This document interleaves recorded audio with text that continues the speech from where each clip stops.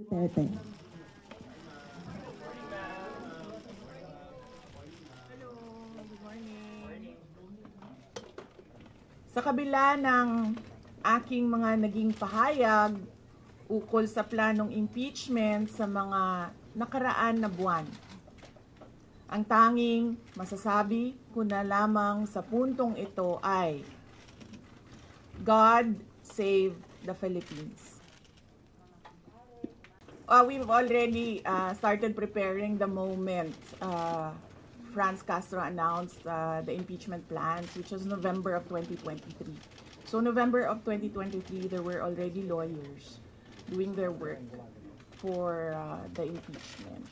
So we leave it to the lawyers.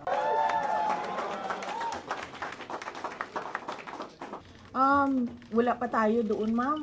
Masyado pang malayo yung mga ganyan na mga bagay. Nandun pa lang tayo sa pagbabasa ng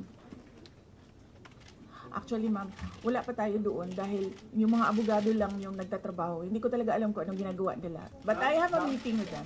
Nais ko na lang ipaabot ang aking taus-pusong pasasalamat sa mga kababayan na patuloy na nagdarasal, sumusuporta, nagtitiwala, at patuloy na nagmamahal sa akin. Manalig kayo dahil sa taong bayan ang tagumpay. Shukran. Sorry, yes?